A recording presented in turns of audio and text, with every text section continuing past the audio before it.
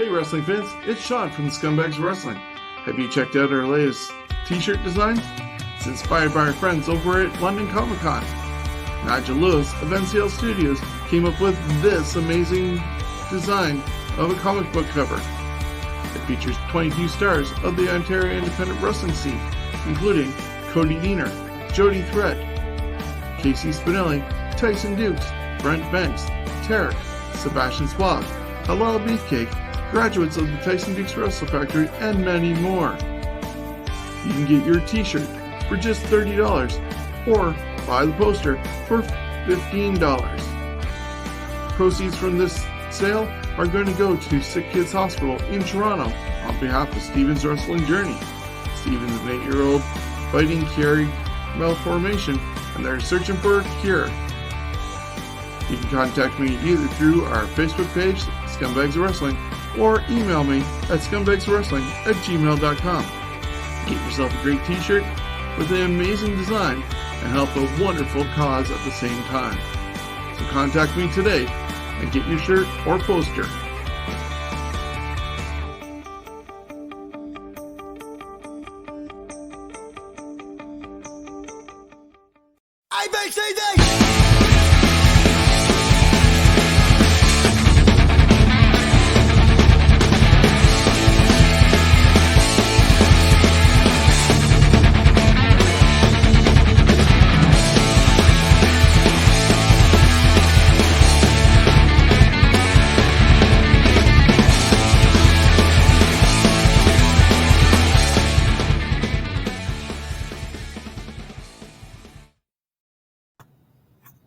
Hello, wrestling fans, and welcome to another edition of Fantasy Warfare Tournament. I'm Shawn, here in London, Ontario. Joining me this week is Steven in Toronto and Ryan Knight of Knights of the Squared Circle in Stratford. How you doing tonight, guys? Steven?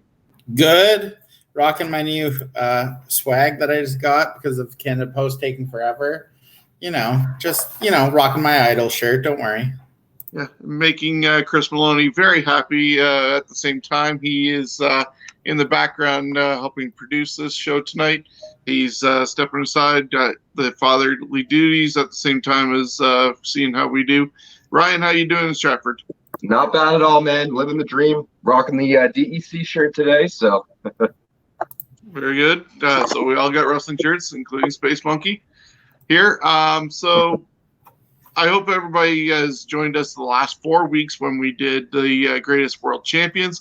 Ryan, you were part of our finale on TNT this past Thursday and helped us decide who the Greatest World Champion is. I'm not going to give any spoilers for those who didn't see the episodes, but it's definitely worth checking out all 5 parts of that tournament.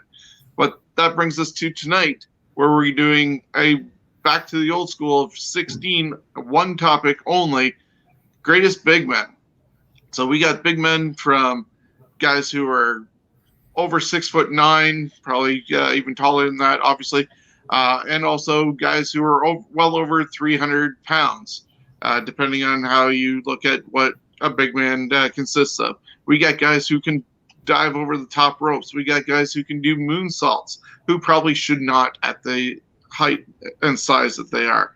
But we're going to break it down. We got 16 contenders, and we'll see how that goes.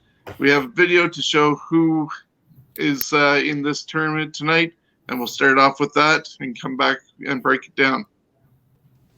Time to get it on. Heads or tails doesn't matter. We live the game we choose.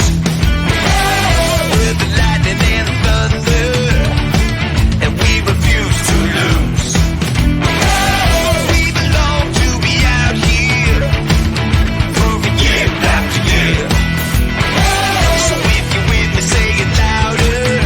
My blood, my sweat, your tears.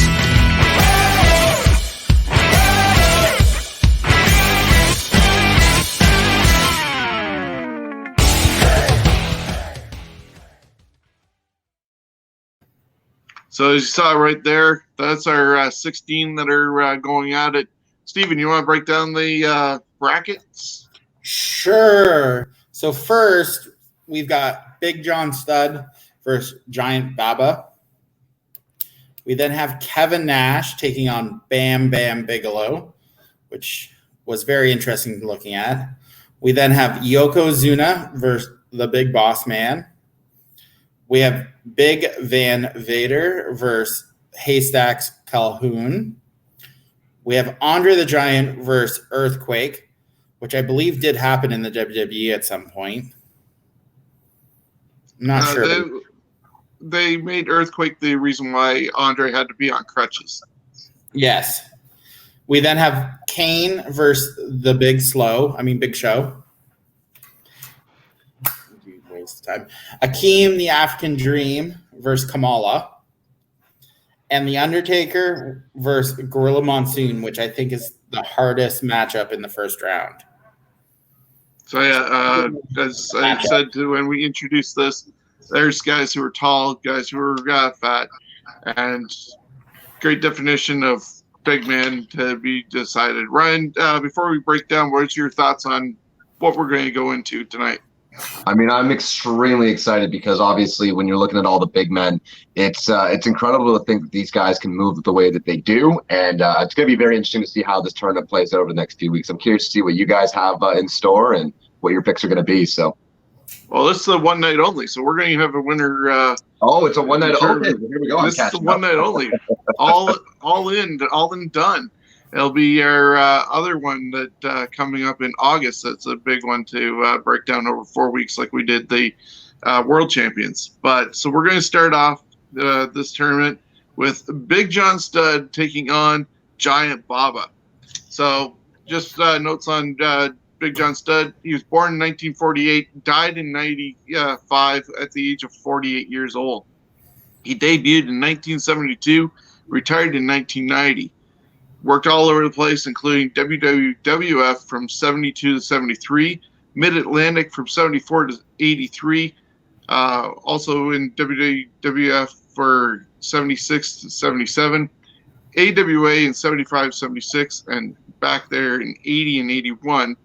But most people probably would recognize him in his other runs in WWF from 82 to 86, when he was feuding with Andre the Giant, being part of the Heenan family, teaming up with King Kong Bundy, going as some machines and stuff like that. And then he returned in 88 and 89, where he ended up reffing the Andre the Giant match with Jake Roberts at WrestleMania 5. He won the second Royal Rumble, which I believe was the first one on pay-per-view, with Duggan winning the first one in Hamilton. But when it finally went to pay-per-view, he was the one who won that Royal Rumble. In total, over his career, he held about 11 tag team titles and 6 individual singles titles. He got inducted into the WCW Hall of Fame in 1995, WWE Hall of Fame in 2004, and as I said, his biggest feud was with Andre the Giant. People remember at WrestleMania the Body Slam Challenge and the money in the bag, and everybody throwing out the money, and Bobby Heenan grabbing it back in time, because that was actually legit money that I believe belonged to Vince McMahon, that Andre was not supposed to be throwing out. And oops, Andre decided to get a little overzealous and started throwing it. So he was 1976 Tag Team of the Year with Killer Kowalski, and in the PWA Years magazine for the top 500 in 2003, he was ranked actually number 6 overall. Then you go over to the other side and you got Giant Baba. Born in 1938, died in 1999. He debuted in 1960 and retired in 98. So when I was looking at that, he actually retired in December of 98 and passed away late January of 99. So it wasn't too much after his retirement that he ended up passing away. Who knows how much longer he would have lasted if he had kept on performing. Former baseball player, played for a couple of different baseball teams in Japan between 1955 and 60 before he met with Killer Kowalski and got brought into the wrestling world. He worked for Japan Pro Wrestling Alliance from 60 to 72. and All Japan from 72 to 99. In total, 16 tag team titles and 20 singles titles, including 3 NWA World titles. He won 7 of the championship carnivals that All Japan does every year. And then he was also number 26 in that same list that John Studd was number 6 in. Comparing these two, though, for myself, I honestly have to go with Giant Baba because of the extensive career he had and the amount of titles he ended up holding. Just also the championship carnival that All Japan has every year, that's up there with New Japan's G1. So for myself, I'm going Giant Baba. Steven, what are your thoughts on this matchup and who are you picking? Well, I didn't realize John Studd retired so quickly. Like a career, I always thought he wrestled later into the 90s, but when I was doing the research, I couldn't believe. I remember his feud against Bobby Heenan and the Heenan family. I mean, that was at the time pretty unique. Giant Baba, I mean, I seen a lot of his work later in his career as he got older. I mean, he helped found All Japan with Antonio Inoki and 2 of the original promoter's sons. I'm going Baba because too long of a career, too long. I know he was booker of All Japan, but Baba was king in Japan, very much like Jerry Lawler in Memphis. Ryan? Yeah. I mean, I have to agree with that. When you look at if Big John Studd had a longer career, I think there'd be more of an argument in this case. But yeah, with the longevity that Baba had, and again the accolades that he accomplished, it's going to be Baba. Very good. So that takes us to our next match. And Steven, you get to start us off with Kevin Nash, whichever names you want to give him as nicknames, but against Bam Bam Bigelow. Well, Kevin Nash started in 1990 in WCW as part of the Master Blasters. I had to go back and watch. I had to find, if you want a good laugh, go watch the Master Blasters. Orange Mohawk Steel. It's disturbing. It's hilarious. Way too green, but he went then on into Oz and Vinny Vegas in WCW. And then he went to WWE. And this is where I think we all picked up with Diesel. World titles, and then feuding with Shawn Michaels and 2 dudes with attitude. And then there's the NWO. 96 to 99 was white hot. Won the world title off and on between 99 and 2000. He returned to WWE, and it wasn't pretty.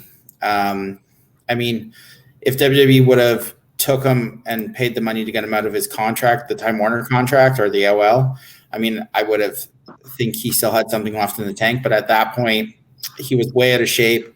He tore his quad or hamstring in that match on. Yeah. And we all have seen that video. Ended up in TNA. Didn't really do much. Then the Main Event Mafia kind of hit, which was something. And then the band. Then he went on to the Independents from 2011 to 2018. Then he came back and feuded again with CM Punk and Triple H. Off and on appearances up until then. And then he was going to be in the Hall of Fame this year with the NWO. He's won multiple titles. He's won Match of the Year for Shawn Michaels in 95, Most Improved Wrestler in 94, Tag Team of the Year with Scott Hall in 97, Wrestler of the Year in 95, ranked number 1 in the top 500 single wrestlers of the year in 1995, ranked number 59 in top 500 single wrestlers in 2013. 5-time WCW World Heavyweight Champion, 9-time, which surprised me, WCW World Tag Team Champion, one-time WWF champion, one-time Intercontinental champion, two-time WWF tag team champion, two-time Hall of Famer. And then there's Bam Bam Bigelow. Started in 86 in he was trained actually at the Wild Samoan Training Center in Allentown, and then at Larry Sharp's Monster Factory in New Jersey. He debuted in June 21st of 1986 in Memphis under the name Bam Bam Bigelow. Then he went over to Japan, to New Japan Pro Wrestling from 87 to 92.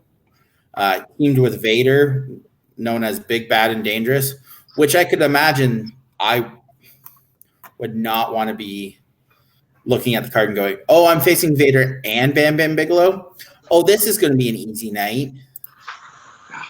Went from then from New Japan to WWE, 87 to 88, off to WCW from 88 to 89 and 90, UWF, United Wrestling, and then back with to the WWF in 92 with Luna Vachon, and then the $1 Million Corporation. Then he went on to the Independents between 95 and 98. Also wrestled at an ECW from 96 and 97 and 98, part of the Triple Threat. Then back to WCW from 98 to 2001, as part of the Jersey Triad in the hardcore division. Late in his career, he basically sat at home for a while. His contract expired in 2002, off and on. Wrestling on the independents. I mean, he's won ECW World Heavyweight Champion one time, WCW Television Champ one time, IWGP Tag Team Champion with Vader one time, won new 24 in the top 500 of PWI 594, 68 out of the top 500 in 2003. Ranked 36 of the top 100 tag teams in PW years with Vader in 2013. WCW Hardcore Champ, Tag Team Champ. I mean, for longevity, I'm going Nash. He won titles in all the big promotions. He set that NWO ball on fire. I did change my mind after reading more. I just feel like Bam Bam could do a lot in the ring. And I know Nash had the 6 moves, but he just had the it factor where Bam Bam was cool to look at, but he never had that it factor. Ryan? I mean, I would have to go with Bam Bam solely because of the prone to injury Nash. As much as I love Kevin Nash, he's a beast, but yeah, if he was able to avoid injury a little bit better, then, and it's not his fault, obviously, but yeah, I think the injuries for me kind of have to give it to Bam Bam Bigelow. So it looks like I'm the tiebreaker.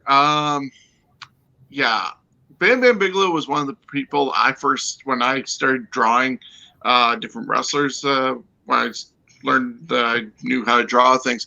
Bam Bam was one of the first people I drew. I loved how they tried introducing him to WWE or WWF at the time. Didn't realize that was already done with Randy Savage, but I liked that elimination of who was going to be his manager and finally bringing in Oliver Humperdinck and screwing over everybody else. And he was so agile and going against one-man gang at WrestleMania 4. The unfortunate part is for Bam Bam, a lot of great potential, but then never went really anywhere. It seemed stuck in the mid card. And for me, I am voting Kevin Nash because Nash was able to get away from the Master Blaster tag team. He was able to get away from Oz. He was able to get away from Vinny Vegas, which was really the first time I saw him. I really briefly saw him as Oz, but nothing significant. Vinny Vegas, I liked. And then when Shawn Michaels saw him and brought him in, they strapped a rocket to him, and everything's been great since. He got a mind for the business. the body, as we said, broke down a bunch of times, unfortunately, over time. But the creativity that he had and just his longevity, I have to give it to Nash. And it helps as well that I was listening to this week's Something to Wrestle With, and they did part 1 of Kevin's career in WWE before his departure back to WCW. So, yeah, Nash is going to advance to go against Giant Baba in the next round. And that takes us to Yokozuna versus the Big Boss Man. Over to you, Ryan, if you want to start us off, please. Yeah, so with Big Boss Man and Yokozuna, obviously Big Boss Man he was born May 2nd, 1963. He passed away on September 22nd of 2004. He did quite a bit in his career, including appearances with All Japan Pro Wrestling. He started in Jim Crockett Promotions, eventually making his way over to the WWF in 1988. And then he continued his gimmick of the Big Boss Man, which was his past career, actually, as a corrections officer. So that kind of played into his gimmick for pretty much the length of his entire career. But the guy with Big Boss Man, unfortunately, he didn't ever win the big one. He had some championships. He was just seeing here, he's a WWF Hardcore Champion. He was the Tag Team Champion with Ken Shamrock. He's been inducted into the WWE Hall of Fame. Quite a few accolades from the Wrestling Observer newsletter as well, so we know that Meltzer's giving out some stuff there to him. But yeah, with Boss Man, unfortunately, there wasn't, in my opinion, a lot to talk about with his career. He's got that one big feud with the Big Show that everybody can remember. Obviously, no one's going to forget him driving Big Show's dad's casket out of the cemetery there. But in all, there wasn't a lot to really talk about with Big Boss Man. When you look over at Yokozuna, on the other hand, again, he has been a former WWE champion. The man has an endless amount of just top tier rivalries. When you look at his feud with the Bret Hart, his feud with the Undertaker, the amount of things that Yokozuna has accomplished. I mean, for me, I'm personally going with Yokozuna solely based off of his career, his appearances, his opponents, and being the size that he was, he moved like no other. So, yeah, I hear you on that one.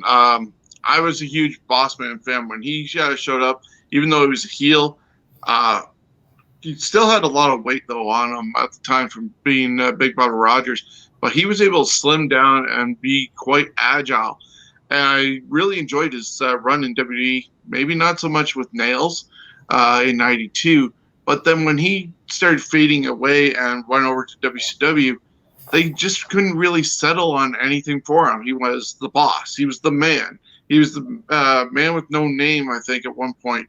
He became Guardian Angel, which was a great thing with the, I believe, New York and or Chicago scene at that time. The Guardian Angels were a popular thing. Basically, vigilante, street patrol, taking care of people in their neighborhoods. So that was a good gimmick for him. And then it just went back downhill again, and they really couldn't get any traction. Went back to WWE, and he was basically the original version of the Shield with his flak jacket and gimmick that he had looking more SWAT. And other than winning the tag team titles with Shamrock, he really didn't do much except for the comedy bit with the big megaphone on top of the police car, almost like the Blues Brothers gimmick type deal. And then you got Yoko, and from Cocainus Maximus in AWA, and the guy can move so agile. Yeah, two-time WWE champion. I gotta give it to Yokozuna as well. Steven, your vote really doesn't matter, but your thoughts. Well, Chris has just put Yokozuna's heaviest weight was 589 pounds. Bullshit. He was more than that, probably. Oh, I thought I was listening to something to wrestle with, and it was 600 and something, Bruce Pritchard said. But could you imagine getting the bonsai drop from, and you can tell the two bonsai drops, the one where he stops, lands his feet, and then sits gently, or the one where he just kills the guy. And we've all seen that where he just kicks the feet out, and you're like, well, that guy's probably just died under 600 pounds coming down. I'm going Yoko. Don't get me wrong, Big Baba Rogers,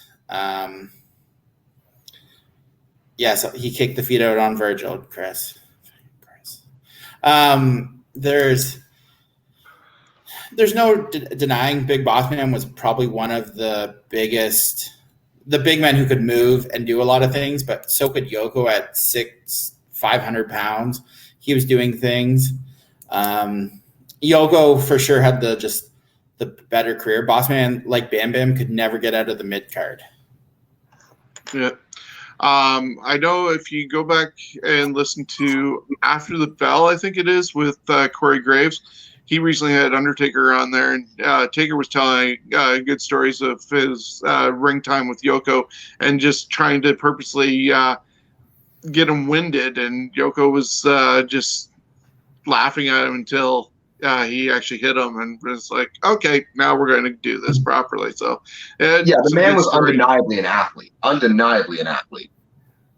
Yeah, and unfortunately his weight was his biggest issue, and they tried to cover it up a bit with Owen by his side. It's unfortunate that Yoko passed away as soon as he did and wasn't able to drop that weight and continue. But yeah, Yoko's moving on, which brings us to whoever he's going to go against next, which is either Big Van Vader or Haystacks Calhoun. So you look at Vader, born in 1955, died in 2018. He was still active at that time wrestling, and he debuted in 1985. He had a football career with the LA Rams from 1978 to 1979, and then he got into wrestling, where he was in the AWA as Baby Bull, Leon White, from 1985 to 1987. Worked for Catch Wrestling in 1986 to 1991, New Japan in 1987 to 1989, and then back in 1996. Universal Wrestling Association in 1989 to 1990. WCW 1990 to 1995. He was somewhat of a little bit of a transitional champion at that time, winning it from Sting and dropping it to Ron Simmons. But he also had that huge Starrcade match against Ric Flair, which I believe was in 1993 as well, when they brought back Rick, and they had that whole story of Rick coming from his home and getting ready to go against Vader. Vader even had his White Castle of Doom vignettes with Sting in that feud. So he had a lot of significance there, managed by Harley Race. Then he ended up also in UWF International from 93 to 95. Unfortunately, he made his way to WWE. And he was there from 96 to 98. And I hate to say he was a little bit more of a shell of himself, but then you also had the Clique, who did not want to work with him. Shawn Michaels didn't. And there was talk that he was supposed to go against Shawn at one point and possibly even take the title, but because Shawn put up a fuss, Sid Vicious got that spot instead. He ended up going to All Japan from 98 to 01, plus 2011 and 12, plus also had brief stints in TNA in 2003 and 2015. As for titles, 3-time tag team champion. He had 14 singles titles through his career, including WCW World and a U.S. title run, 3-time IWGP champion, and 1-time All Japan Carnival winner.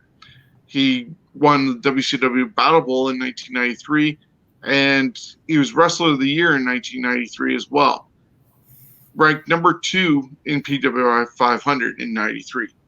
Unfortunately, you go over to Haystacks Calhoun, there's not a lot of information about him. Not even an official debut. There was a mention that in 1961 he did some wrestling, so he debuted pretty much in 1960. He was born in 1934, died in 1989, and his last match, due to health issues and everything, was in 1973. He's another guy, almost like Yokozuna, that got too big to actually do anything.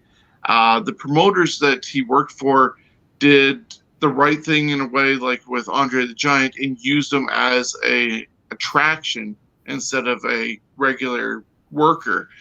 So that did kind of help him with longevity.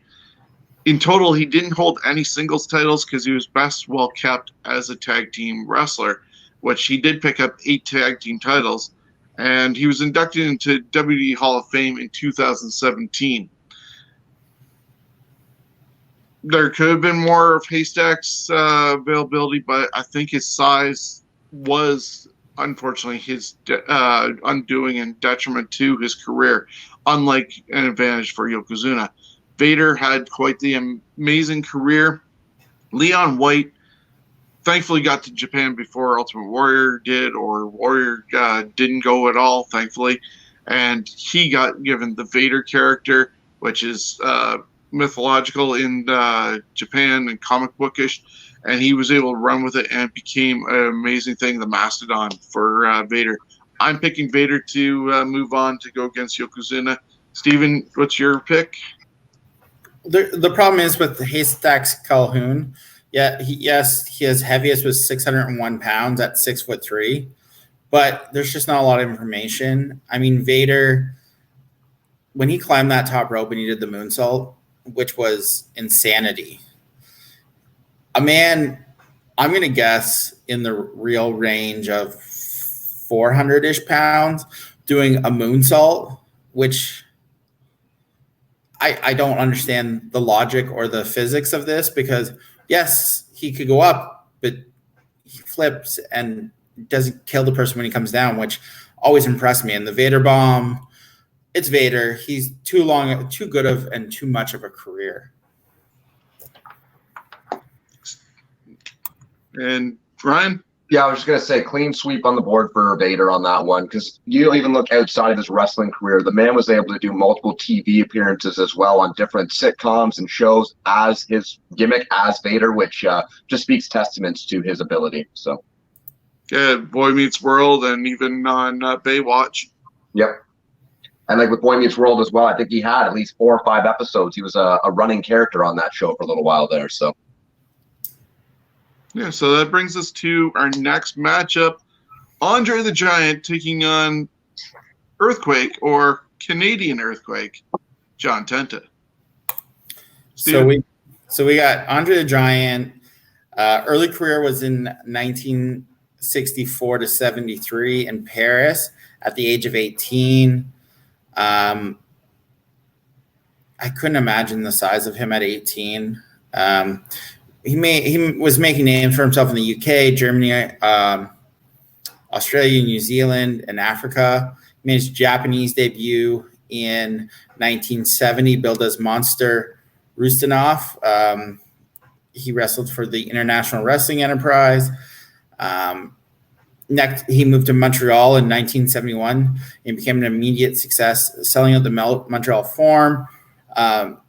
They eventually, promoters ran out of plausible opponents for him, which doesn't surprise me. You only can see him so much. He went on to the AWA, but in 1973, he moved on to the Worldwide Wrestling Federation. He had an undefeated streak between 1973 and 1986. We all know the Andre the Giant Hogan rivalry. That probably made one of the biggest impacts on most people's childhood. He was then part of the Colossal Connection, which I think extended his career quite a bit because he didn't have to do that much, which was probably for the better. He made sporadic appearances in 90 to 91, which I don't remember. His last TV appearance was in WCW in 92 at the Clash of Champions. And then he went off back to All Japan, did a lot of acting off and on. He doesn't have a ton of world championships. He's got a lot of battle royals, which doesn't surprise me because you'd bring him in to win battle royals. He was the most popular in 1977 and 82 in PWI, match of the year in 81 versus Killer Khan, match of the year again in 88 versus Hogan on the main event, most hated in 88, ranked number 3 in the top 500 for PWI years in 2003.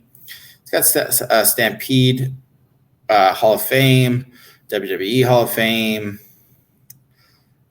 Canadian Wrestling Hall of Fame. Then there's John Tenta. So 87, he started his wrestling career, but he was a world champion sumo before that, which I didn't know that he was that good of a sumo back then. 87 to 89 in All Japan. Then he came over in 89, and we all remember him getting picked out of the crowd for the push-ups, and he crushed the Warrior, and that sent off Earthquake Evans. They pushed him as the Canadian Earthquake, then just simply as Earthquake, which was probably the best. He then was part of the Natural Disasters, another tag team that probably saved his career and added years to it. He departed in 94, went to WCW. He was part of the Three Faces of Fear in the Dungeon of Doom as Avalanche. Then he became a singles competitor, and he wasn't he the Shark? Yes, the Shark, which Shawn seems to have an opinion on right there, yeah. Then he denounced that one and said, "I'm not a shark, I'm a man." Yeah. And then back to WWE in the oddities in 98 to 99 and 2001, which is sad because he could have probably still went. You could tell he could still wrestle, but I wish they would have brought him back and let him be maybe not Earthquake because that gimmick had passed, but maybe just John Tenta. He still could have went. He's got NWA tag team. He's the NWA Canadian Heavyweight Champion in Vancouver one time. Rookie of the Year in Tokyo for Tokyo Sports, so All Japan in 87. One-time WWF Tag Team Champion. This one's very tough. I'm going to go Andre the Giant just because it's Andre. It's tough when you think big men not to go with Andre, so I'm going Andre. I was just going to say, you got Andre the Giant in this tournament. I'm going to be voting Andre every round that I can because Andre's the greatest big man in my personal opinion. You can't have this conversation without talking about Andre the Giant. So yeah, Andre the Giant for sure. Yeah, Andre was used very smartly, as I said in the other round or the other matchup with Haystacks Calhoun. He was used as an attraction. Even the times with Hogan, that was probably his biggest feud that people remember because it was an actual storyline to that effect. Excuse me. For him to be part of that main event, winning the title with the twin referees and giving it to Ted DiBiase, selling it off. Andre has a lot of more recognition than Earthquake as well. Earthquake, unfortunately, had the same battle as Bossman and Bigelow. A lot of potential, but his biggest thing was squishing Hogan on the Brother Love show. But then after that, Dungeon and Doom and everything in WCW happened with him. Returning as Golga with a mask and Cartman doll and having the lumps on his head. Yeah, really diminished who he was. I'm definitely picking Andre to move on. It's hard to even consider giving Quake a vote. And so that takes us to Kane and Andre's son, the Big Show, the Giant. I'm afraid to even try and talk about the Big Show at this point without catching any heat. Yeah, so against the Big Show, Ryan. So with Kane, obviously his early career started in 1992 in St. Louis, where he debuted for CSWA. He was originally under the ring name Angus King, which I learned about today. I had never heard Angus King before, so that one was new. But he kind of popped around to a few different promotions in that short span. So over 3 years, he was in, I'm just looking here, the World Wrestling Council. He wrestled for Pro Wrestling Fujiwara Gumi, and he was also in WCW for one match to take on Sting, which he lost. Outside of that, he went into the WWE in 1995. He competed in a dark match on Raw in February under the name Mike Unabomb, which is my personal favorite name. Very shortly after that, he became Dr. Isaac Yankem, Jerry Lawler's personal dentist, which was a lot of fun. And then, obviously, the rest is kind of history. From there, he became the Kane character that we all know and love. He had a very storied career. Obviously, his work in the Royal Rumble speaks for itself. That man had so many legends and so many different accolades in the Rumble. But on top of the Rumble appearances and the Rumble elimination records, he was the ECW champion, a WCW tag team champion, a world heavyweight champion, WWF champion, WWF hardcore champion. I mean, the list goes on and on. The man had so many accolades to his name. Then you look over at the Big Slow. I'm going to call him the Big Show, though. I do have a soft spot for the big man there. But the Big Show for his early career. So he showed up in 1994. He was originally with the WCW when he made it to the big leagues. So that was in 95. He debuted there as the Giant. We all know that he was a part of the NWO, which is a big, big part of his early career. He ended up debuting for the WWF in 1999 and proceeded over the next, 20 years to become a good guy, bad guy, good guy, bad guy, good guy, bad guy. I can't count how many times that man has switched teams. But again, Big Show has had an incredible career. Kane's had an incredible career. As I said on the last special that we did, it's got to be Kane for me. Kane is one of my favorite big men. If it comes down to Kane and Andre, I don't know which route I'm going to go. But I think Kane, just for the fact that he was able to have the career he did, put on the matches that he had, and then get out when he could while still being able to make these appearances. Like, the man's been able to successfully walk away from wrestling while still keeping that door open for an odd match here or there. Granted, I mean, if we didn't have to sit through that Crown Jewel one, I'm sure no one would have really been too upset. But for me, it's going to be Kane. Yeah, when running down Kane's accolades as well, and you missed, he was the fake Diesel brought in by JR in the in-between time of Isaac Yankem and finally getting caught on with Kane. Taker went down and wrestled him, I believe, in USWA, and he's always had his back type deal and promoting him and giving him suggestions of how to improve. And Kane's been able to evolve over time from having the mask, the unfortunate voice box thing that he had, getting rid of the mask, being corporate Kane, having comedic timing with Daniel Bryan. Which is a thing I never thought I'd see in my life. When they did the Daniel Bryan comedic stuff, I was beside myself at the beginning, and then, like everybody else, fell in love with it. So, yeah, the guy has range. Yeah, Team Hell No with their anger management, that was amazing. And to see how he's transformed all that into his smarts of the political game and being the mayor of Knox County now. And as you said, he was able to walk away where he can still appear every once in a while.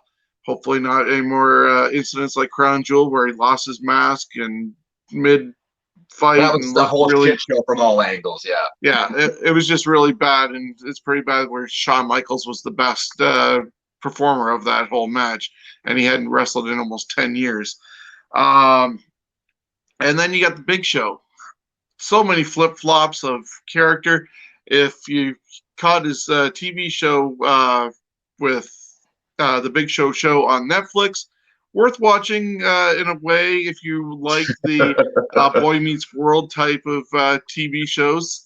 So it's a family viewing in that regards. He had appeared in The Waterboy with Adam Sandler. I think it was one of his first matches. Though, is he really alive or is he dead? Because I'm pretty sure I saw him fall off the roof at Cobo Hall in 1995 at Halloween Havoc and magically come back to life to win the title later on in his first debut match against Hogan. Of course, then the Yeti showed up, and that's not a PG thing for children to be watching this Wrestling. sandwich with Hogan. Yes. But yeah, they both have had long careers. Big Show is still on TV as of the other night on Raw, and this upcoming Monday he's going to go against Randy Orton in a unsanctioned match or something like that. But I gotta give it to Kane as well. There's just so much for them. This was a tough one for me, but I'm going with Kane. And Steven, your thoughts? I mean, don't get me wrong. Big Show was, or the Giant at the time, was an interesting character. I lost a lot of interest in him the night he went off the hobo. As a teenager, you're like, okay, well, that just took me out of it. And he comes back, wins the title, and then he gets to WWE, and he kind of flounders. And then, I mean, he's taken off. At one point, he does some things that he shouldn't be doing as a Giant as well. But then there's Kane. Drop kick off the top rope? Yeah, I've seen him. Hasn't he done an elbow drop off the top rope too, I think? Possibly. And his debut in WWE coming through the ring.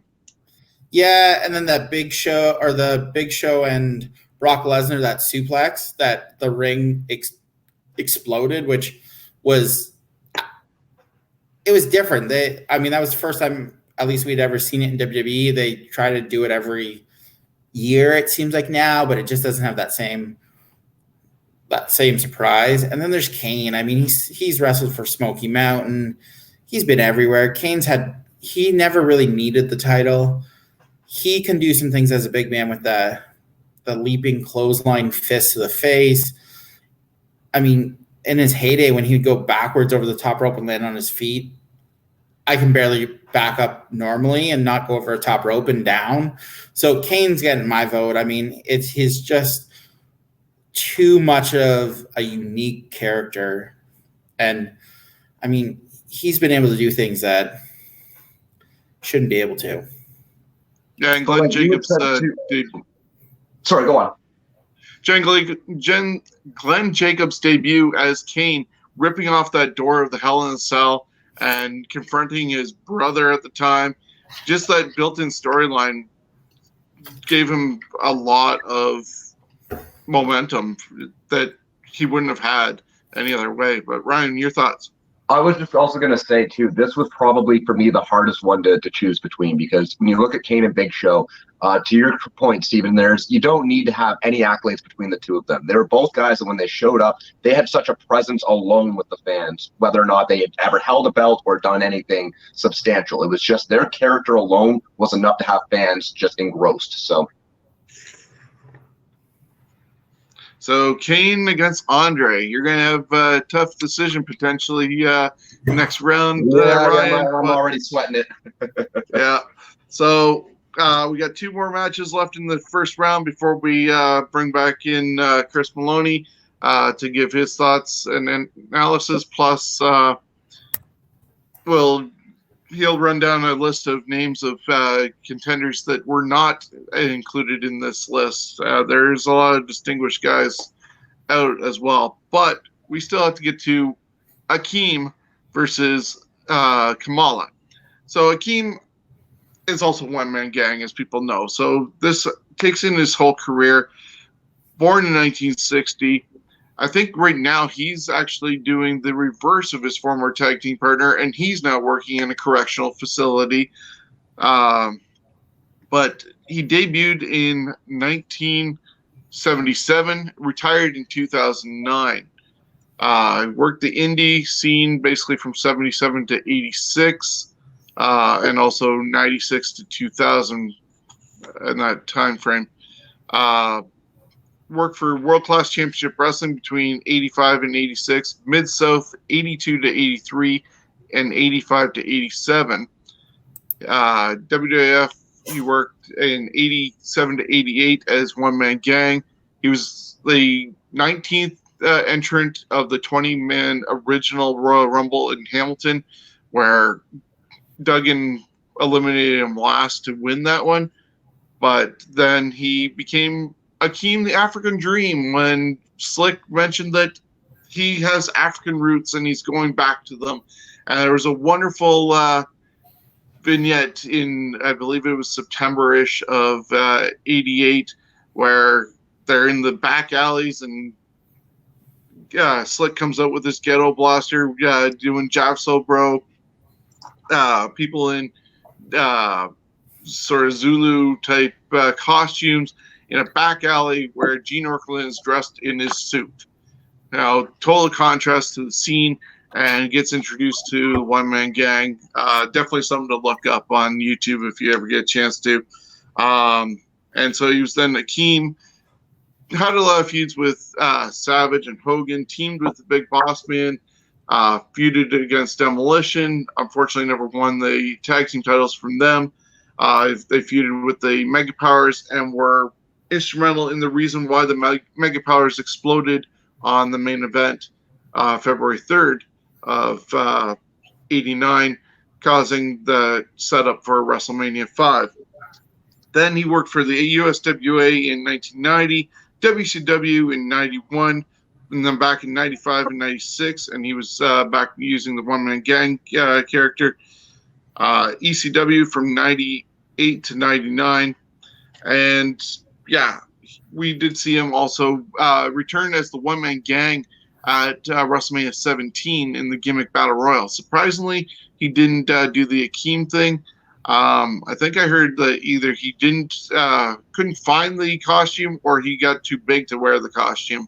Either way, he wasn't Akeem. He came back as Gang for the Gimmick Battle Royal. He won 3 tag team titles in his career, 9 singles titles, including the UWF world title. And that UWF, I believe, was the Bill Watts UWF, not to be mistaken with the other UWF that we saw on Dark Side of the Ring. Stay away from that one. That was just crazy. And we got Kamala, born in 1950, debuted in 78, retired in 2010. He worked a lot of the indie scenes, starting off as Sugar Bear Harris, and then went to Continental Wrestling Association in 82, and that's where the Kamala character was basically born. He worked in Mid-South 82 to 86, World Class Championship Wrestling 83 to 85.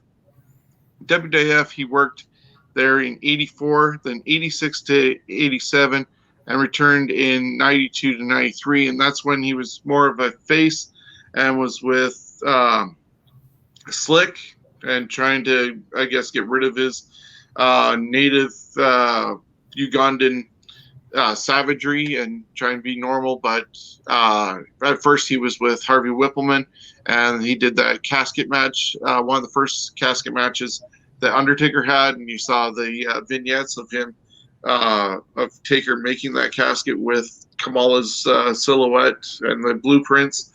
He was very scared of the whole situation. So for me, that's my biggest memory of Kamala character, at least on TV. He worked the indies after he left WWE for a bit, USWA, briefly in WCW in 1995. I think he was part very, very briefly of the Dungeon of Doom. In his career, though, he had 2 tag team titles, 10 singles titles, and ranked number 144 in the PWI years of the PWI 500 in 2003. So those are the guys right there. Just for memory-wise, they really didn't hold any big significant titles on the bigger stage. For me, I'm going to go with Akeem to advance, and we'll see where the chips lie with you two. So, Steven. I mean, they both went through Mid-South and the UWF. Both of them went through World Class. I'm going Gang, Akeem, because he did win the WCW United States World Heavyweight Champion at one point. I love Kamala. I love the gimmick. I wish they would have never turned him face. I think that character as a kid scared the high holy hell out of me.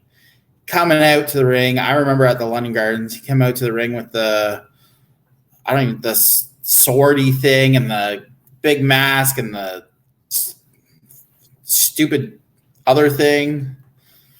It scared the shit out of me. But I'm going Gang just because he literally has a more prestigious title in the WCW US Championship. Ryan. Yeah, I'm gonna have to say the same. I was originally going Kamala because of his persona, but realistically, without any prestige behind that, yeah, if you're talking greatest big men, you gotta have a championship. You gotta make sure you're pulling your own weight. And our last match of this round. Steven, you said right at the start when you talked about what we were talking about tonight.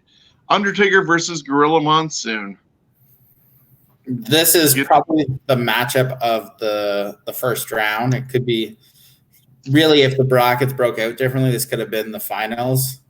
Let's start with the Undertaker because his career is pretty insane. I mean, he started in 1987 to 1990, trained with Buzz Sawyer.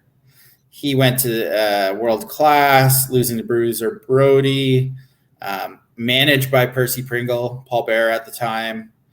Then he went to WCW as Mean Mark, 89 to 90. Really didn't do much. Was part of the Skyscrapers at one point, and then he didn't really do. And then took Paul Heyman was his manager. And then Where's Paul Heyman guy? Yeah, and then they kind of just let him go. They just didn't really do much with him. He briefly wrestled in New Japan as Punisher Dice Morgan. He went back to USWA briefly to determine the new World Heavyweight Champion. He defeated Bill Dundee in the first round, but lost to Jerry Lawler, shocking in the quarterfinals. Then he debuts in 1990 as The Undertaker. And this is where the career just went skyrocketed. Started as with the manager, Brother Love. He then was sold, I think the gimmick was, to Paul Bearer. World Championships in between 91 and 94. 94 to 96, Deadman era. There's so many matches. King Kong Bundy, Jake Roberts, Randy Savage. I believe he had the first match on Monday Night Raw's history against Damian Demento. First main event, sorry. There's so many matches. He's wrestled Mankind in that time. Justin Hawk Bradshaw. Then the Lord of Darkness sets in between 96 and 98 with the Brothers of Destruction. Ministry of Darkness, where he took this weird cult persona now between 98 and 99. American Badass. He just keeps reinventing himself. Big Evil. And then he returns as the Dead Man. There's not a lot of world championships to his name, but he never needed it. I mean, in PWI, Comeback of the Year in 2015, Feud of the Year in 91 with The Warrior, Feud of the Year in 2015 with Brock Lesnar, Match of the Year in 98 with Mankind, Hell in a Cell, King of the Ring, where Mankind just died, basically. Match of the Year in 2009, Shawn Michaels at WrestleMania. Match of the Year 2010, Shawn Michaels, WrestleMania. Match of the Year 2012 at Triple H, Hell in a Cell. Ranked number 2 of the top 500 in 2002, 21 in 2003. Like I said, he's USWA Unified World Heavyweight Champion, one-time WCW, the WWE version, World Tag Team Champion, 3-time World Heavyweight Champion, 4-time WWE World Champion, 2007 Royal Rumble winner. I mean, and he's best gimmick in the Observer newsletter between 90 and 94. That gimmick stood out. And then there's Gorilla Monsoon. Unfortunately, there's not as much. 63 started in the WWF. After he retired, he then became obviously Gorilla Monsoon that we all became and loved with Bobby Heenan. There's not a lot of championships, which surprised me, at least not anywhere I could find. I'm going Taker just because he is the epitome of a big man. Could wrestle, could fly, had the gimmick. He just had the it factor, and whether he was going for a title or not, you're always hooked on when that gong hit. The lights went out, the gong hit. Even to this day, I could stop what I'm doing and focus on when he's going to be on TV. So I'm going Undertaker. Ryan. Yeah, I completely agree with that. So, like, as much as Gorilla Monsoon has had a storied career, the Undertaker is iconic. He's a legend. It's, again, we're gonna have another hard choice when it comes down to the Undertaker in the next round. I'm starting to realize just how difficult this is going to become. Yeah, welcome to the show. Yeah, it's interesting because except for the Nash Bigelow match, everybody pretty much advanced 3-0 because Undertaker's going to advance for me just for all the same reasons that Steven just talked about. And people just saw 5 parts of the last ride. And that whole career was kept secret until just recently when he allowed the cameras to start following him on his winding down his career. So 3-0 there. Round 2 is going to be definitely a lot harder. We're going to bring in Chris to break down what happened in the first round and point out some of the people who did not get chosen to be in this tournament. But once again, like a lot of other times, if the shuffling had gone differently, we might have had a little bit more controversy and debate in the first round. But we didn't, and so it is. Chris, how are you? I'm good. It's interesting who some of your guys' picks were. I'll tell you this: the notables missing were King Kong Bundy, Psycho Sid, Big Cat Ernie Ladd, Mabel / Viscera, Elegante, Dangerous Dan Spivey, Scott Hall, Stan Hansen, Killer Kowalski, Kurgan, Giant Silva, the Yeti, Mark Henry, Mike Awesome, Bruiser Brody. We got John Nord, Don Leo Jonathan, Killer Khan, The Great Khali, Typhoon, Rikishi, AC Romero, who I just watched about 10 minutes ago on Impact Wrestling here, Bastion Booger, PN News, and one guy by the name of Happy Humphrey. Happy Humphrey was, I'll give you a little bit of history about this guy. So, born 1926, officially passed away in 1989. Biggest weight he ever weighed was 900 pounds. Apparently, he averaged 750 pounds and was billed most times, more often than not, at 800 pounds. As far as Gorilla Monsoon goes, so Cauliflower Alley Club 1994, Tragos Thez Professional Hall of Fame 2011, Professional Hall of Fame and Wrestling Museum 2010. He was WCW, so Australia, heavyweight champion, Worldwide Wrestling Federation Tag Team Champion with Killer Kowalski as well as Bill Watts. And then go down to the WWC, so the World Wrestling Council North American Heavyweight Championship 2 times. So, and of course you get his announcing stuff as well, which we'll get into down the road. But fact is, and Shawn has disappeared. I've just realized that. I got to add him back in. I was wondering what was going on there. I'm like, oh, did Shawn have to step away? Or Shawn, I heard the noise. I wasn't sure because I was trying to do my thing, and the next, what happened? Yeah, I have no idea. My screen went blank, and I had to come back in. So could you hear everything I just said? Yes. Okay, so yeah, so Gorilla Monsoon does have some stats behind him as far as a wrestler goes. A lot of guys missing on the list, but the fact is, you know, some of the toss-ups that you guys had, and you can see the list on the screen here.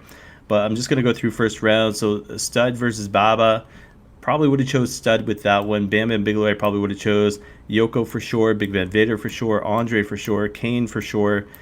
Kamala I probably would have went with, and Undertaker probably would have went with as well. But As far as the second round goes, probably Yoko, Big Van Vader, which they've actually fought real life. It's going to be a toughie, I think, for you guys, as well as Andre the Giant versus Kane, based on what you guys said first round. So I'm going to jet from here, but good luck, guys. Yeah, thanks for breaking that down for us, Chris. We'll see you in the next round during the break. And I do want to throw out real quick. He mentioned this Happy Humphrey guy. I recommend everybody Google this man. This is quite an image. 900 pounds. He wasn't exaggerating. Wow, so even bigger than Haystacks and Yoko. Oh, he's a big boy. Yeah, interesting. So we're back in the second round.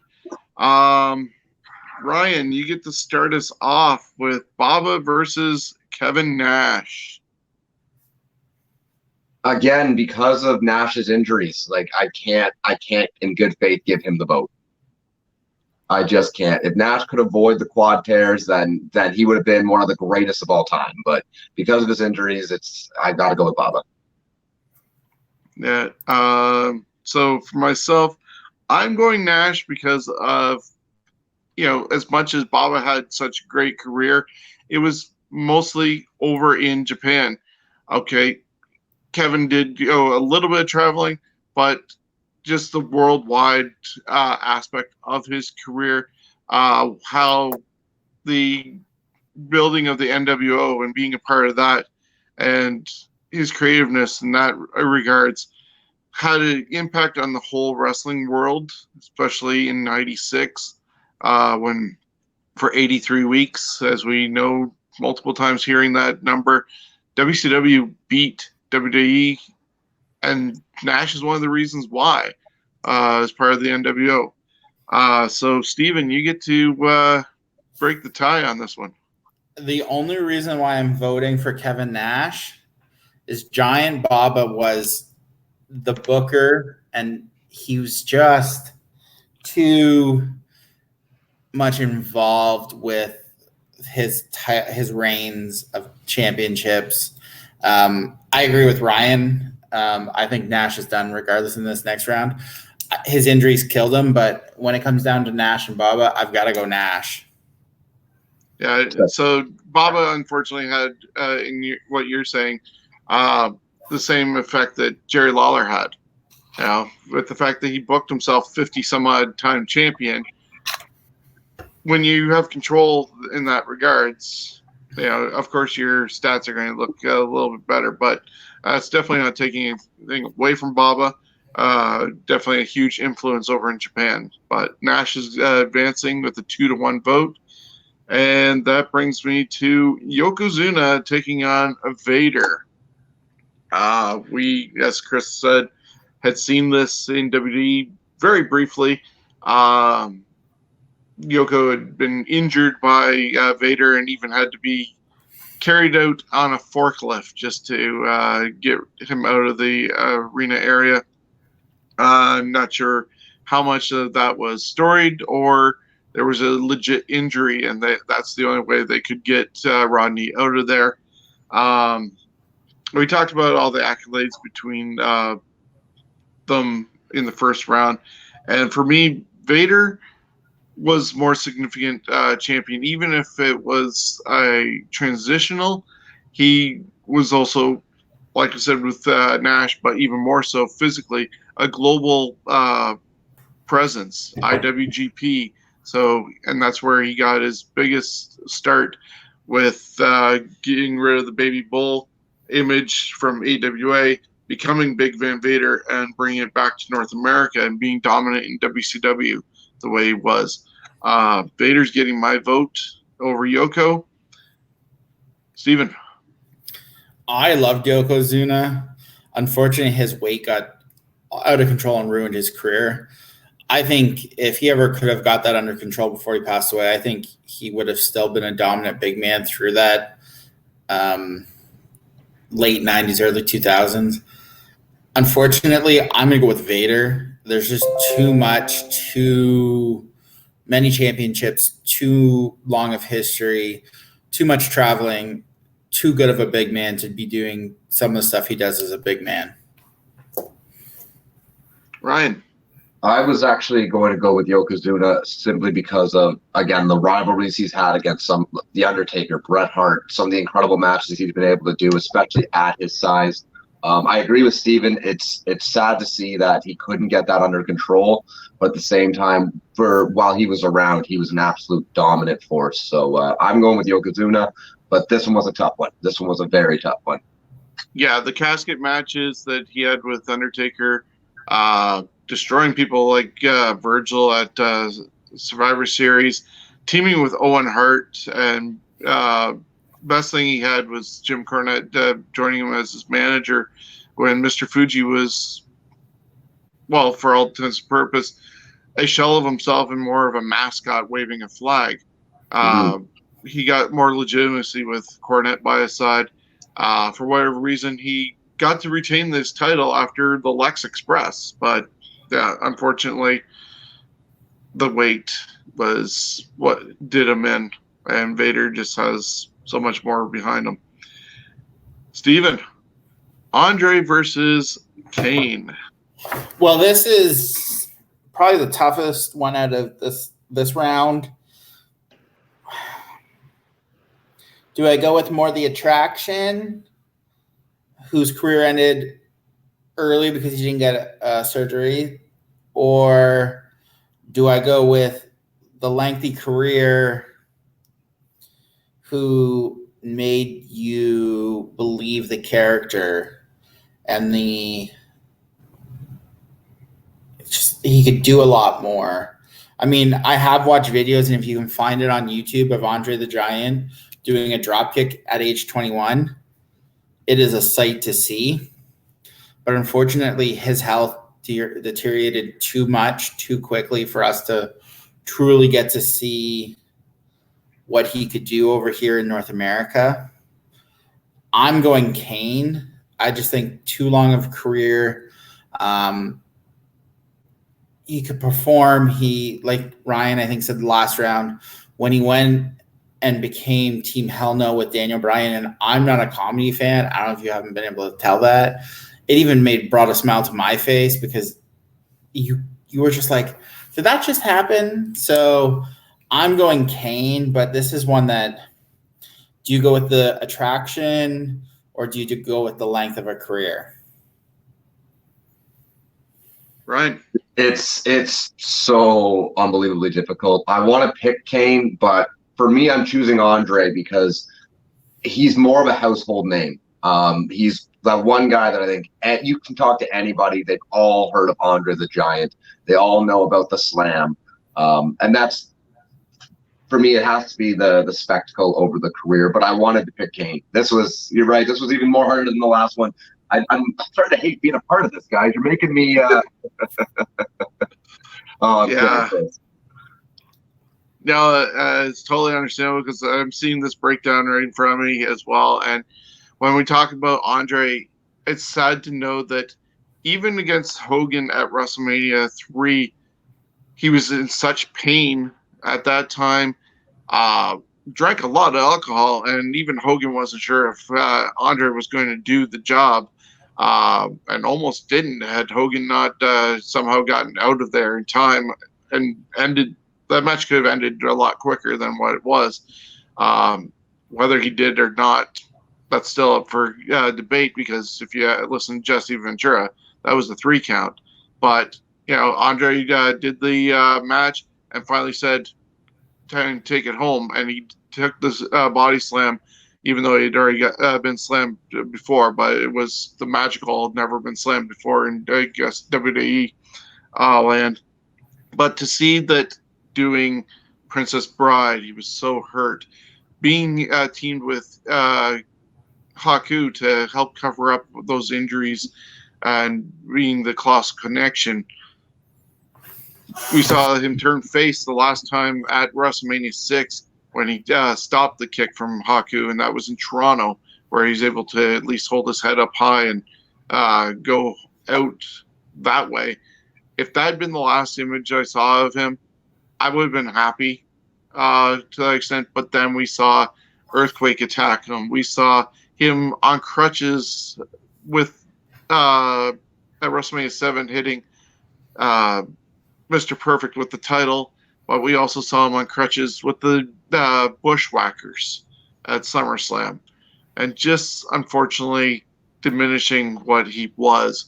Kane, you mentioned earlier, was able to hold his head up high and still walk away and be able to come back if he wants to, even tomorrow if he wanted to, at a taping at the Performance Center. He's a lot of longevity, been able to evolve his character, much like Undertaker, much like Chris Jericho. I'm going with Kane in a 2-1 victory. And like I said, first round, a lot of 3-0s. This one, we're going to tiebreakers. It's a difficult round to determine. But Ryan, you get Akeem or One Man Gang versus Undertaker. Well, I mean, this is for me a very easy pick. It's going to be the Undertaker. His career speaks for itself. I'm not even going to explain myself on this one. It's the Undertaker. No disrespect to Akeem, but I'll be surprised if anybody disputes this one. Yeah. It was going to be hard to determine who was coming out of the first round between Kamala and Akeem, but because of who they were going to face in the next round, there was no way they were advancing any further. Mhm. Taker is getting my vote, and I'm pretty sure it's a clean sweep. Steven? Taker. Of course. So, Like he couldn't. Yeah. We're not drunk or high. we're going to have quite the Final Four facing off in just a moment. That was the only sweep of that round. Chris, I hope, is able to join us again on thoughts of how that went out. We see what the brackets are for this next round. He's coming back in. Chris, your thoughts on that second round? I want to kick your ass off the show. That's my thoughts on the second round. You could have put Why? over Andre the Giant. You didn't put over Andre. It's like, dude, he is the reason I fell in love with wrestling. And all of a sudden, next thing you know, you've got Kane going over Andre the Giant 2-1. So that right there, I guess Andre the Giant would have been advancing against the Undertaker, which would have been interesting. But Kevin Nash, Vader, I think I know where that one's going. Kane, Undertaker is going to be interesting based on the fact that you've got two gimmicks going on that have lasted, for the most part, Undertaker 30 years, and Kane, when did he debut? What, 97, 98-ish? So, I mean, and the fact, Shawn, you hit it on the head. The fact is, you could bring Kane back to the ring right now, tomorrow, maybe increase the Raw ratings, but the fact is, he could still go. So, it's going to be an interesting third round, but yeah, my heart is broken. Andre the Giant's out. So, yeah, good luck, Yeah, guys. well, I'm with you on that one. unfortunately, Man. in Andre's case, he was too much of more of an attraction than longevity. And as Steven said, breaking down the way he did, you gotta go with Kane. So we move on to the next round, and we have myself starting off with Nash versus Vader. This one is going to be one of my tough ones because I'm a fan of Kevin Nash, and I've enjoyed everything. Well, not everything. I can't officially say everything that he's done because there's some weak things, including the finger poke of doom that has been kind of sketchy. But he's got quite the brain for the business. If he doesn't step foot in the ring, which he won't now, but he was able to lead a lot of things, even help out with Impact Wrestling with the stuff that they did with the Main Event Mafia, and when he was brought in with Waltman and Hall. Vader had such a great career until he signed with WWE. And unfortunately, after that, things just were not the same. He wasn't as dominant. Even taking out Yokozuna, like I said, and taking out Gorilla Monsoon, just wasn't enough heat to get him anywhere. He had that one match with Shawn Michaels at I believe, was it SummerSlam that they had, and that's where things ended. Maybe he was a victim of politics. Who knows? But I think also a lot of injuries prevented him from going anywhere else. Myself, I am going to go with Nash, but we'll see if you guys agree or if Vader does advance. I'm good either way. But Steven. Well, there's one who always got hurt, and one who had an amazing career all over the world. Vader won world championships in Japan. Unfortunately, he never was able to get that one in WWE. On the Jim Cornette drive-thru this week, he broke down the match between Michaels and Vader at WrestleMania, and he explained it was supposed to be a trilogy. Should have been a no finish at SummerSlam, and then Vader wins the title, and then Shawn Michaels wins it at Royal Rumble.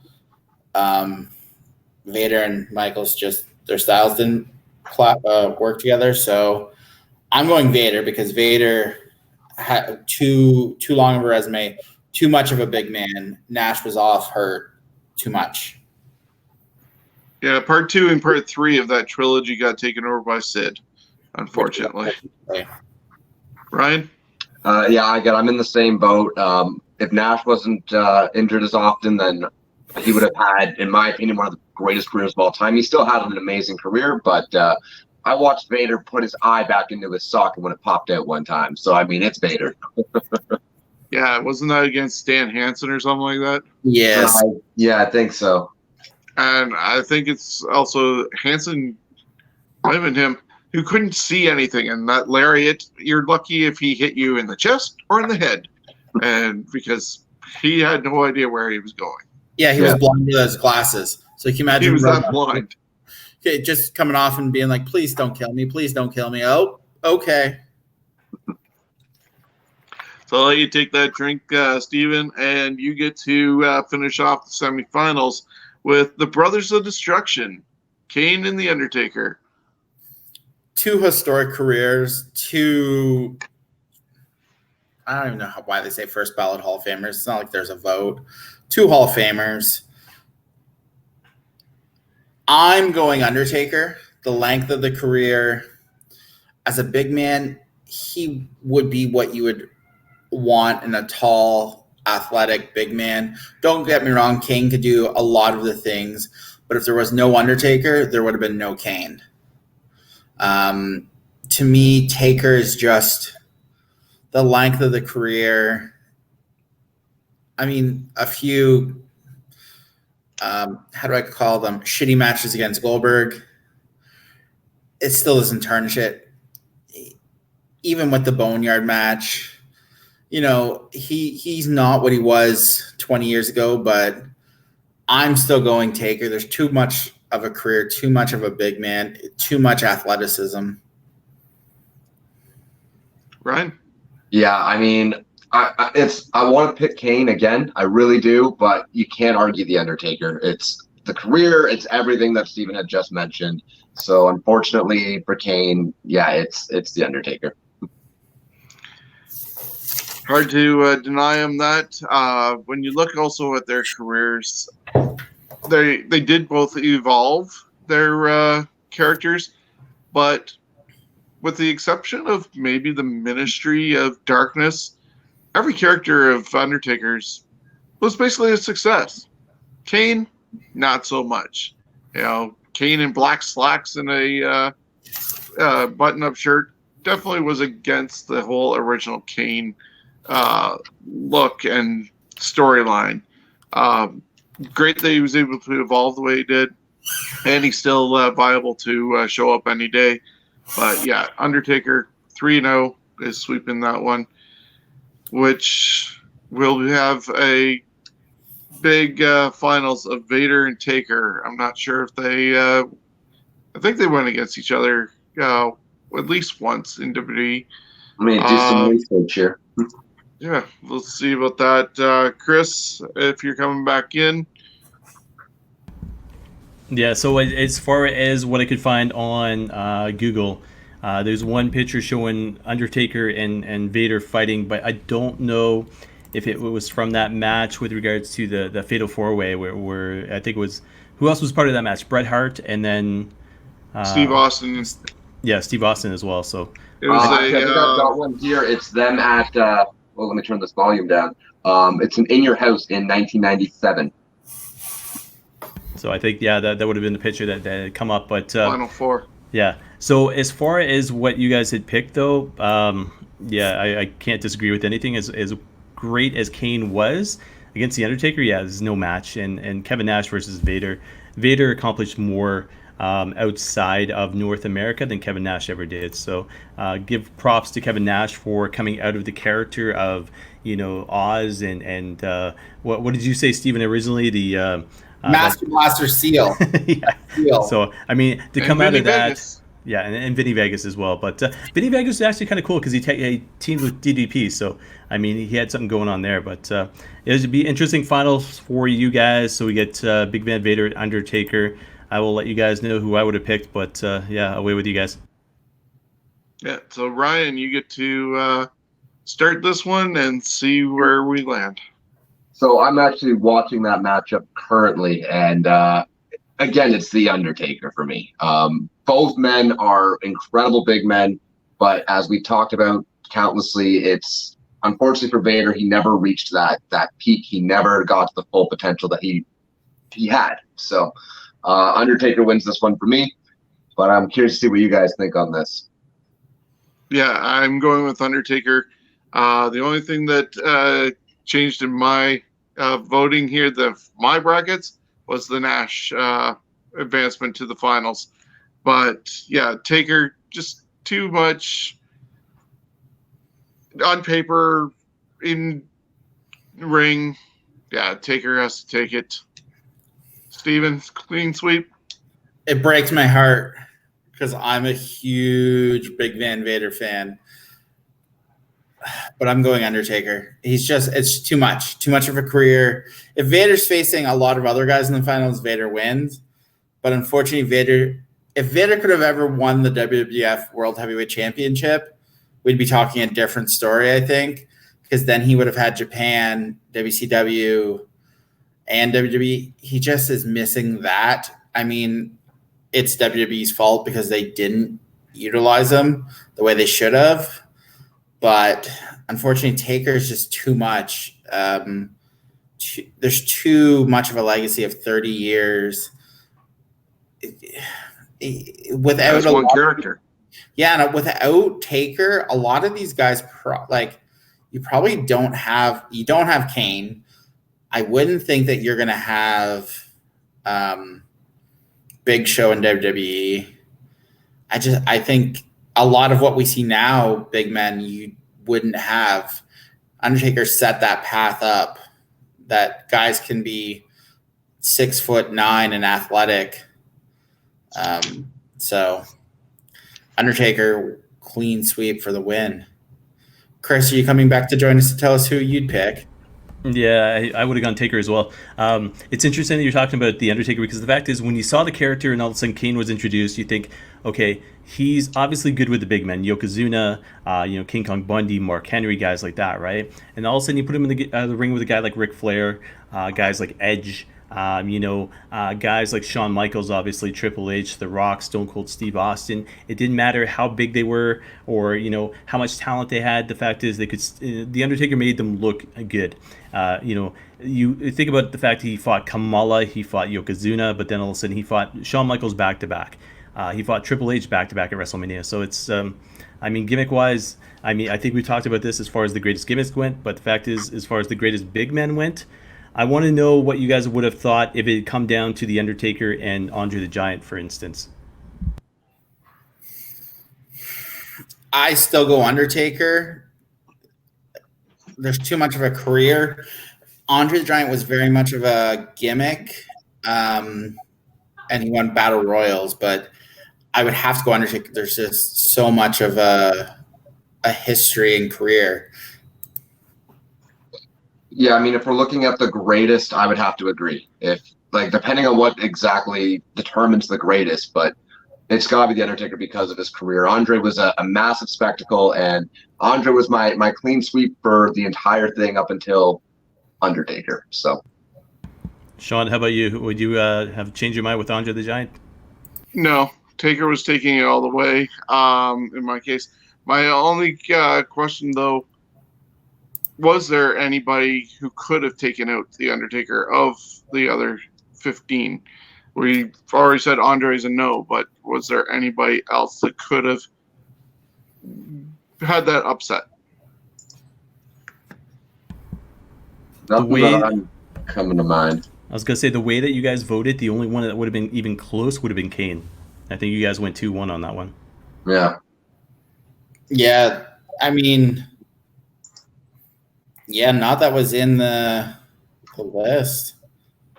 A lot of these guys just didn't have the career like the Undertaker. I mean, I think Vader was probably the closest one that could have had the Happy Humphrey. Happy Humphrey. For Oh, sure. wow. Yeah, 100-pound wrestler. You guys need. I agree with Ryan. You guys need to check out his Wikipedia and Google Happy Humphrey and see how big this guy actually was. Like, you could take 2 Andre the Giants, 2 Yokozunas, put them together, and you'd equal the size, the size of Happy Humphrey. But I tell you this: when I was thinking about this tournament and you guys doing what you're doing, I uploaded 5 pictures in the background. I added a couple, but the first 5 I uploaded were 3 of Andre the Giant and 2 of the Undertaker. So that's where I thought you guys were going to go with this. So my pick would have been either Andre or the Taker. So. Either way, it would have been, phenomenal. But again, gimmick versus somebody who transcended and amazed people in the business for 30 years after getting crap gimmicks in the beginning. So, but Ryan, what's going on with the Knights of the Squared Circle, and how can people find you? So right now we are now officially on Spotify. We just launched yesterday, which is awesome. So you can search up Knights of the Squared Circle there and still catch us every Sunday at noon on Coyote 103. We got CJ Maloney coming up this Sunday, which is going to be a blast. So we're going to be talking in a couple of days. And then, a lot of guests are lined up over the next few weeks. So we'll be dropping some names soon. An official website and official email address for you? Ryan Knight at knightsofthesquaredcircle.com is where you can get me by email. We haven't launched our website right now. We have to pay for our Wix account. That's what we've got it all built. We're just going to pay for that subscription and then go from there. All right, very good. But Facebook or Instagram, you can always catch us as well. And I know we've got the Greatest World Tag Team Champions coming up in the month of August, but proud to announce next week on this show you will see the greatest lightweights. I didn't go with the cruiserweight name because of the fact that it is prone to WWE, so I went with greatest lightweight because it is kind of all around the world. Followed up by greatest commentators, and in the month of August you will see the Greatest World Tag Team Champions take place. Steven, how did you think what did you think of the tournament? Because we've been kind of immense, so to speak, with regards to the greatest world champions, and now all of a sudden we go back to basics. A little bit different for you, or what are you enjoying more at this point, I guess? I like the big tournaments, but it's a nice change of pace because I don't think, Ryan knows doing this show, even just one of these for a one-off, so it takes a little while, but when you do the big long tournaments, it's nice for us to have 2 or 3 weeks where we can focus on an independent, like a one-off, and not have it eat up nights of our time figuring out literally all this information of wrestlers that some of them we've never even heard of or haven't seen in years.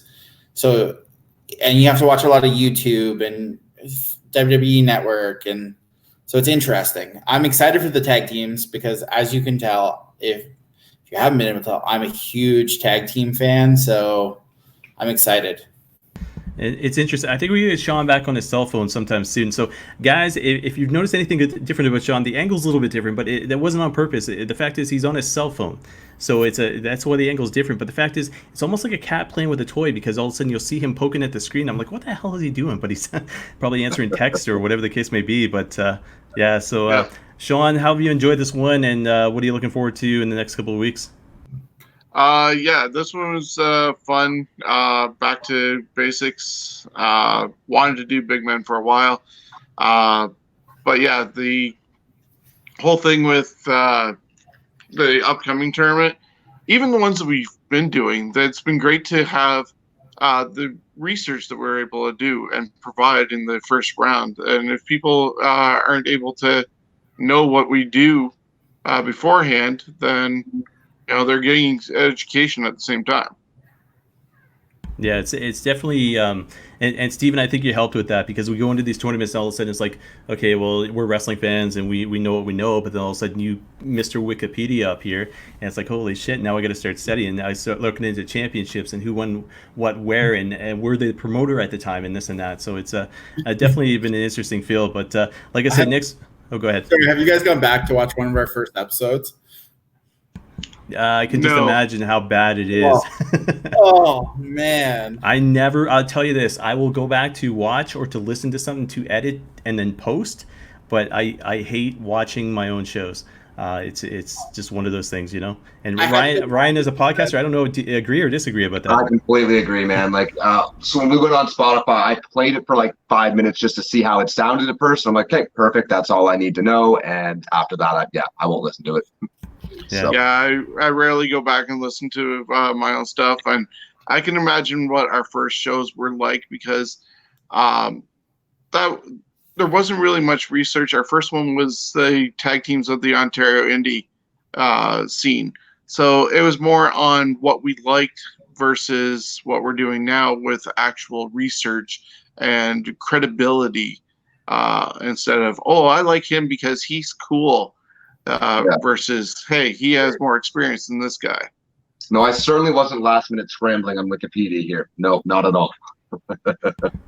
Yeah, very good. I remember some of the original stuff that we had done on CWN there, Shawn, about the previews and the predictions and stuff like that. And my wife got involved in, and she's not a wrestling fan, and she'd be like, oh, well, I like his beard better than this guy's beard, and that would be why she would pick somebody and be like, so that right there would probably remind me of the first couple of shows that we had done there, Steven, to answer your question. But guys, it's been great. Like I said, next week we're doing the lightweights. After that, we're doing greatest announcers. After that, we're going to do the greatest World Tag Team Champions. Ryan, Knights of the Squared Circle, you're welcome to join us anytime you want to. It's been great having you on. Like I said, check him out, knightsofthesquaredcircle.com. Shawn, we'll be back tomorrow night alongside probably Steven for TNT, unless I don't give him the link and then he's watching as a viewer. So we'll have to wait and see what kind of crappy t-shirt he's got going on. But a lot of huge news taking place this week as far as wrestling goes, and as well as the big government announcement that Stage 3 is actually taking effect here in Ontario. So I know I've been on the Ontario Independent Wrestling, the boards on Facebook there, and it's interesting. I know the Barrie promoter had made a comment with regards to, hey, don't screw it up, guys. So it'll be interesting to see what happens. And Barrie, I know, is one of those promotions that heavily promotes outside events. PWA used to do the exact same thing, but it'd be interesting to see what kind of week we're going to have and what kind of month of July we're going to have as far as wrestling events go. So, guys, check out TNT tomorrow night here on Facebook as well as Twitch. Like I said, check out Ryan on knightsofthesquaredcircle.com. Shawn for the Scumbags. Steven is a scumbag. So, guys, thank you very much for doing this show, and we'll see everybody once again sometime soon. Have a good one. Yeah, thanks, guys.